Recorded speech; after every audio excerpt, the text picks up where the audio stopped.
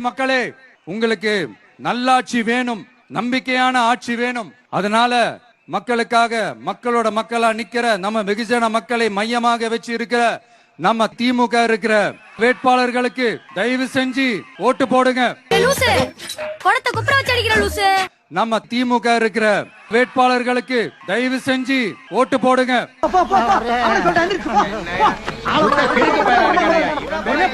மதுரையில் இருந்து காரைக்குடி நோக்கி செல்லும் தவிக தலைவர் விஜயின் வாகனத்தை வழக்கம் போல் பைக்குகளில் பின்தொடரும் ரசிகர்களால் அதில் ஒரு தொண்டர் பைக்குடன் கீழே விழுந்த விபத்துடன் தொடங்கியுள்ளது விஜயின் காரைக்குடி பயணம்.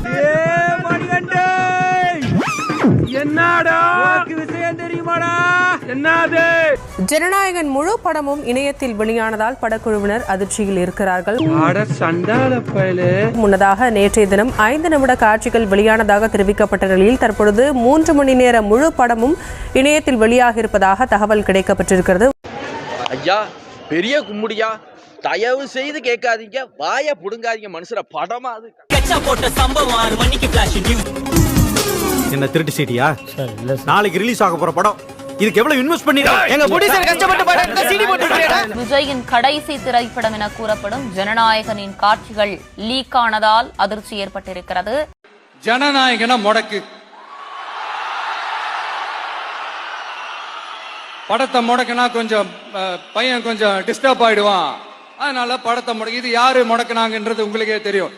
என் நெத்திய நல்லா பாருங்க, இதுல கேனப்பைய அப்படின்னு எழுதி இருக்கா? இல்ல. அப்ப நான் என்ன இழிச்ச வாயனாடா? இழிச்ச வாயனா? தாக்குடா. விஜயின் கடைசி திரைப்படமான ஜனநாயகன் திரைப்படத்தின் சில காட்சிகள் தற்போது லீக் ஆகியிருக்கிறது. ஜனநாயகன் திரைப்படம் வெளியாவதற்கு முன்னரே 5 நிமிட காட்சிகள் சமூக வலைதளங்களில் லீக் ஆகியிருக்கிறது.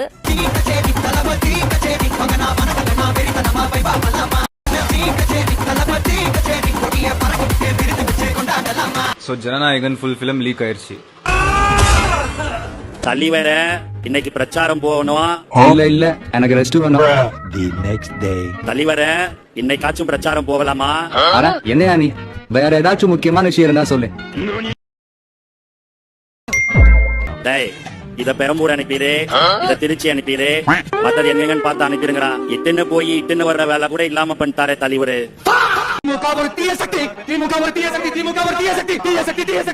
எல்லாரும் வாங்க வாங்க வாங்க வாங்க வந்து இந்த கதையை கேளுங்க வாங்க. டிவிக்கே ஒரு தூய சக்தி.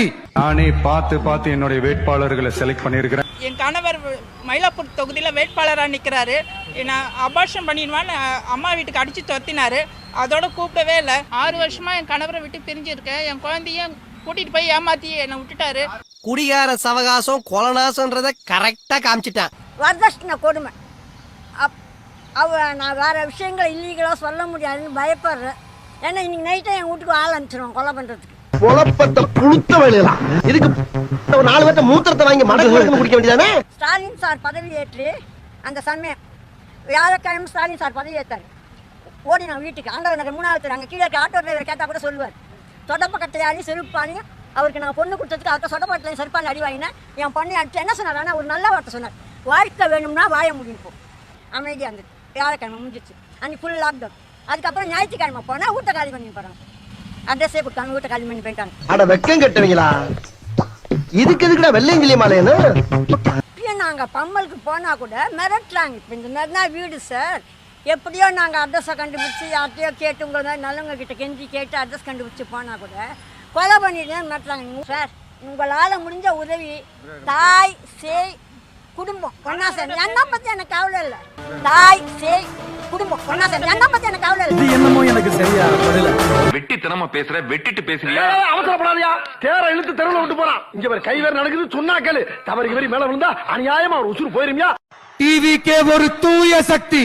நானே பார்த்து என்னுடைய வேட்பாளர்களை செலக்ட் பண்ணிருக்கிறேன். பூந்தமல்லி தனி தொகுதி திரு ஆர் பிரகாசம். தமிழக வெற்றி கழகத்தில் மகளிர் அணி நிர்வாகியாக இருக்கிறேன். ஒரு பெண்ணை எந்த அளவுலாம் டார்ச்சர் பண்ணுமோ அப்படிலாம் அவர் பண்ணுறாரு. அவர் தகாத இடத்துலலாம் டச் பண்ணதை எவிடன்ஸும் இருக்கு. அவர் பேர் பிரகாசம்.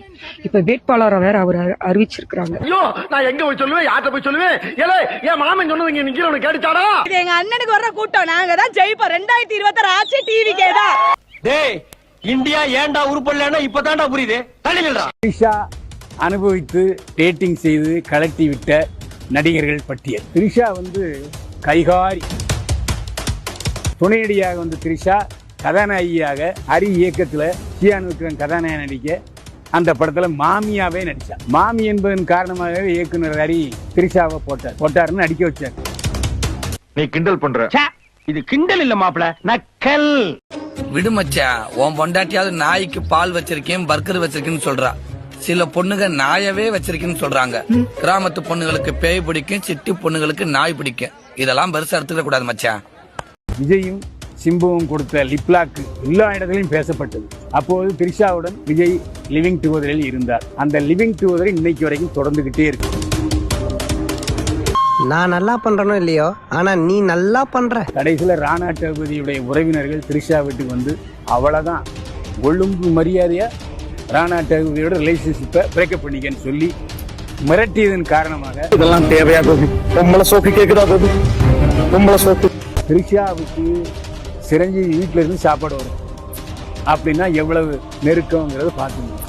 என்னால தாங்கிக்க முடியலையா. சிரஞ்சீவி அப்படித்தான், நோண்டல் மன்னன் சீண்டல் மன்னன். த்ரிஷாவை அக்கு வேற ஆணி வேற பிடிச்சு நினைஞ்சிட்டாரு. பெரிய மனுஷனா அப்படி இப்படி இருக்கத்தாயா செய்யும். ஆனா விஜய்க்கு 50 வயசு, த்ரிஷாவுக்கு 42 வயசு. இனிமே பாடி டிமாண்ட்ல என்னத்த அதை நாம சொல்லக்கூடாது. ஐயோ ஐயோ ஐயோ, இது வரைக்கும் இந்த அம்சம் எவனுக்குமே இருந்தது இல்லையாடா.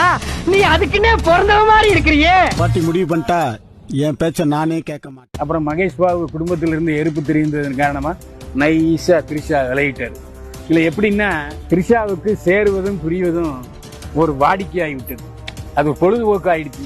நாம இதை என்ன எதிர்ப்பு தெரிவிக்க முடியும்?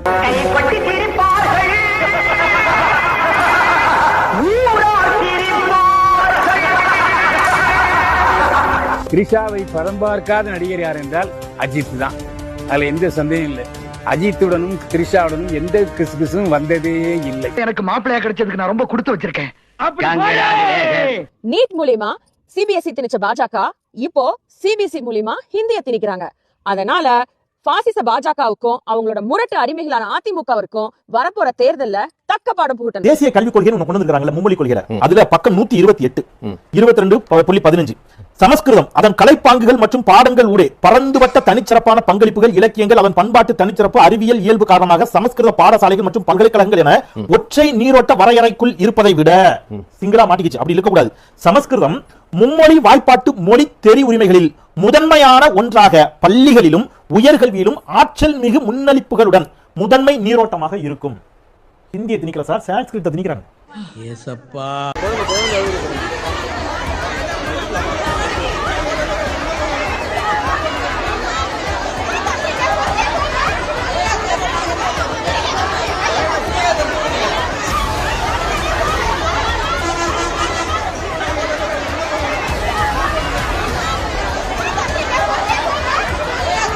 திருத்த முடியாது, உங்களை திருத்தவே முடியாது. என்னடா பண்ணிட்டு இருக்க இந்த நேரத்துல? ஏய் ஜனநாயகம் படம் நீங்க ஆயிடுச்சுடா, அதான் உட்கார்ந்து பாத்துட்டு இருக்கேன். என்ன சொல்ற? ஆமா வா உட்காருங்க பார்க்கலாம் வா.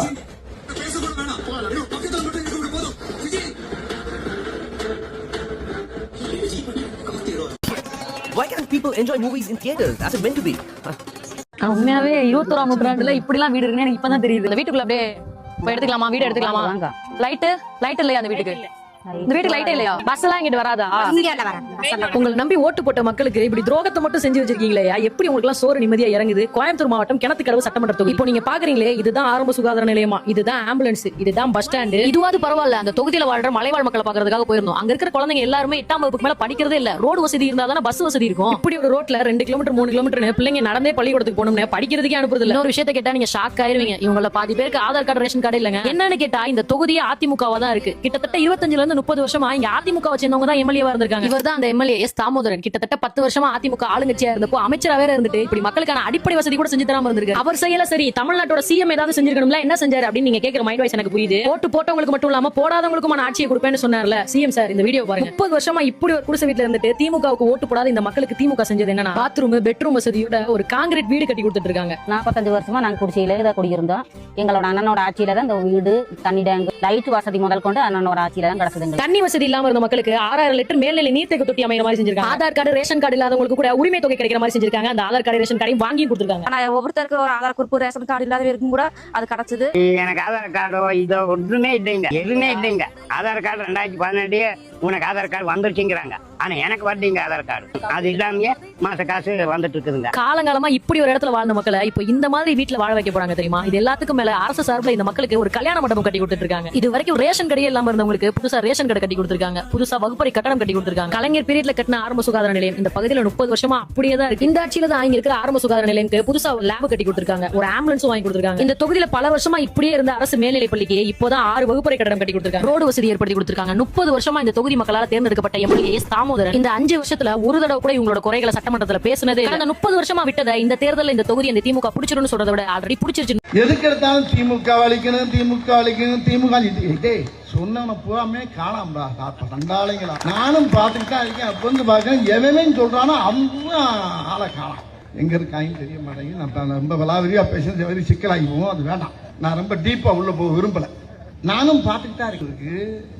எப்படி முடியும்? அது தஞ்சாவூர் கோபுரம் மாதிரி நிக்குது. பெரிய வரலாற்று படைச்சு போய் நிக்குது. திமுகங்கிறது ஒரு சாதாரண சாம்ராஜ்யமா அது. அதை பத்தி சொல்றதுக்கு நிறைய விஷயங்கள். அந்த மாதிரி சொல்றதுக்கு எந்த கட்சியிலையும் எந்த விஷயமும் கிடையாது. நம்ம சின்னம் உங்கள் சின்னம், நம்மளுடைய வெற்றி சின்னம். எவன்டா விசில் அடிச்சவே? நம்மளை விட எவ்வளவு ஹாப்பியா இருக்கா மாப்பிள்ள. நம்ம சங்கத்து உறுப்பினரா தான்டா இருக்கோம்.